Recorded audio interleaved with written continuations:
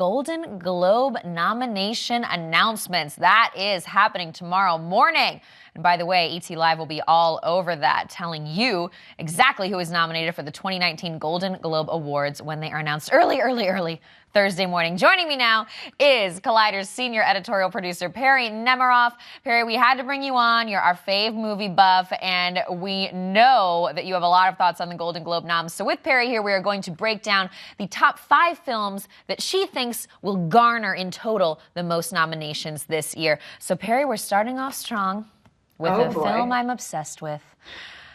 What do you think we will see happen for Jackson and Allie Main's love story, A Star is Born? Yeah, you're not the only one who's obsessed with this movie. I really think that of all the movie nominations we're going to see tomorrow morning, this is kind of the one to beat in terms of how many it's actually going to accumulate. There's pretty much no doubt in my mind that both Lady Gaga and Bradley Cooper are going to get nominated for their performances, and I actually think in Lady Gaga's case, she's the one to beat. Glenn Close may come close, but Lady Gaga is the front runner there. And then Bradley Cooper can also add probably a Best Director nomination there. And the fact that the movie is also going to be nominated for Best Motion Picture Drama, and it's got a good chance there too, because what happens with the Hollywood Foreign Press Association is they have this rule that you can compete in that category and also the Best Foreign Language Film category, so it takes Roma out. And that to me means A Star is Born has a very good shot of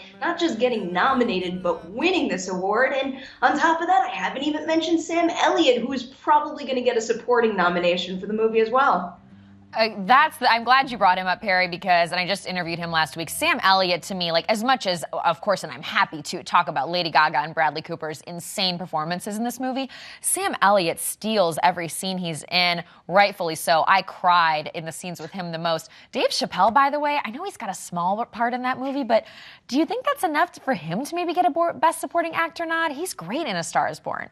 I have a feeling he won't get the chance, and it's not because his performance doesn't deserve it, but mainly because ever since this movie hit it big at the festivals like Toronto earlier in September, Sam Elliott has been a major name, not just for the Globes, but for all awards consideration. And with him in that supporting role category, I have a feeling that means he's going to get it and Dave Chappelle doesn't have a chance, but Sam Elliott really deserves it. He is another one with limited screen time in this movie, but every single time he is dead center in frame, he just completely sucks you in, and he has one particular moment that he shares with Bradley Cooper that still, when I think about it, gives me chills. I teared up. I know. That was the one time I cried. Well, and also, you know, we have to think about kind of what the production company and what the PR team for these movies want to be nominated. Like you've said it last week when I'm at this American Cinematheque interview, who's on the carpet as Bradley Cooper's getting honored? Bradley, Lady Gaga, and Sam Elliott. And I know Dave Chappelle kind of keeps to himself largely, stays away from big Hollywood events. But,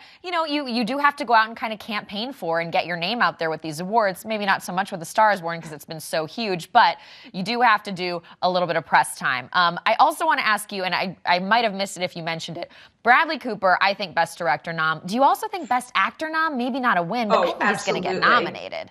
I think he's going to get both nominations, and really, I think the snag in the Best Director category for him is probably going to be Alfonso Cuarón for Roma, so I'm not sure if he has a good chance at that, but that best performance by an actor in a motion picture, in a drama, he is a serious contender there. I think he's exceptional in this movie. And, you know, if he gets recognized for his performance and then also gets a little love for his directing style here as well, which I think is one of the standout elements of this movie, I think he's going to be in pretty good shape for the Globes and also for all the months ahead of us, where we're going to be talking about all different awards organizations, guilds, you name it.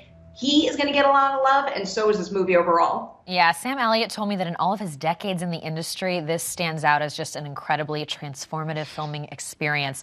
Talking Best Actor, I want to transition into your next movie that might get the most nods, Bohemian Rhapsody, this Queen biopic starring Rami Malek. So what do we think about what this movie could take away? Because I have wondered, will we see some competition between Bradley as Best Actor in A Star is Born and Rami Malek in this movie? That we will. So I fell in love with Bohemian Rhapsody. It's easily one of my favorite movies of the entire year, but when most reviews came out, it didn't get as much love as I expected. And I do think that's going to hurt its awards chances going forward. But when we're talking about the HFPA and the Golden Globes, this is the kind of movie they go for, and this is the kind of performance they go for. I don't know if he's going to win, but I definitely think he's going to be right there in the thick of it with Bradley Cooper. Rami Malek has this nomination locked, and I also think, again, remembering that comment I made about Roma, Bohemian Rhapsody will likely get the Best Motion Picture in a Drama category nomination as well. So right now I have my eye on those two categories. I don't think it's in the same boat as A Star is Born in terms of the amount of nominations it's going to accumulate, but it's going to be in the conversation.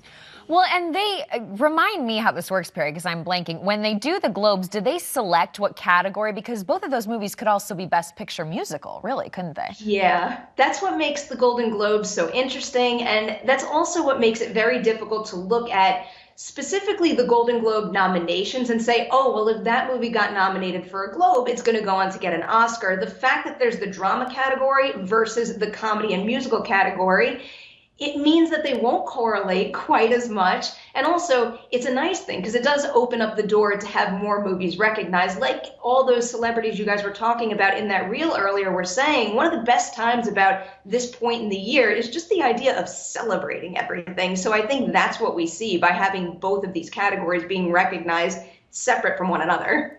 There's a lot of strategizing. Okay, after talking about those big tentpole movies, we're going to fly through and finish out here because, you know, I talked your ear off with A Star is Born, Perry. The Favorite up next, starring Emma Stone, of course.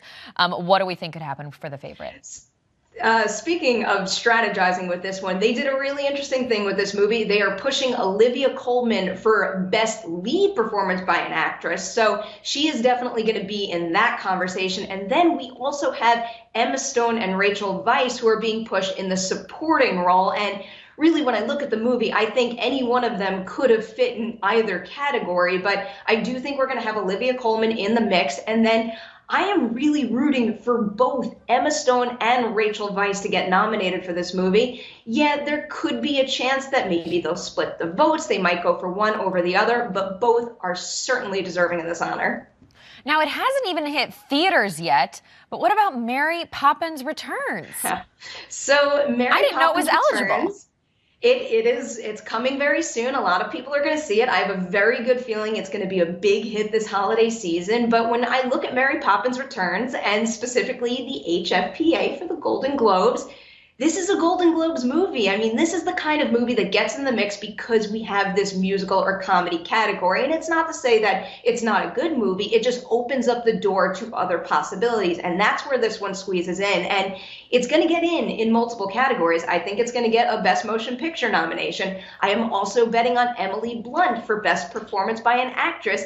On top of that, we could see Lin-Manuel Miranda for Best Performance by an Actor, and then maybe even Best Director as well. My long shot here, the guess that I am making right now, just because it's Meryl Streep. Anytime Meryl Streep is in a movie, you have to have her in consideration, especially at the Golden Globes. There is a chance we could wind up hearing her name read when they announce the nominees for Best Actress in a Supporting Role as well. Oh, she locks it in. All right, Mary Poppins, not yet out yet, but of course, it has been circulating in the Hollywood community and talked about. A movie that came out a minute ago, though, also on your list, your last one here of our top 5 possible most Golden Globe noms, SpiderMan. Let's talk about it. Okay, so this is one you're going to want to keep an eye on. Again, we're not talking about the number of nominations it could accumulate, but we will see it pop up in that animated category, and this is going to be a really interesting one to track throughout award season because we've got big Disney heavy hitters like Incredibles 2 and Ralph Breaks the Internet.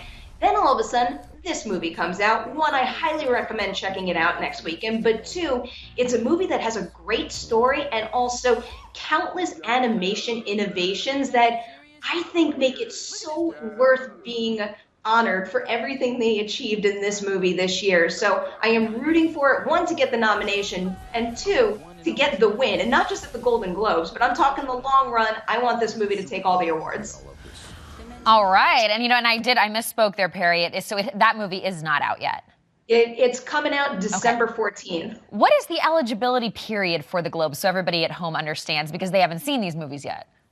So the challenging thing with award season is we have different organizations and different guilds, and they have different deadlines in terms of their voting. And hopefully, if a studio wants their movie in consideration, these movies have been screened for these organizations before their voting period begins. So in the case of, let's say, Spider-Man Into the Spider-Verse and Mary Poppins, which haven't hit theaters nationwide yet, odds are they have screened for anybody who is voting in one of these groups.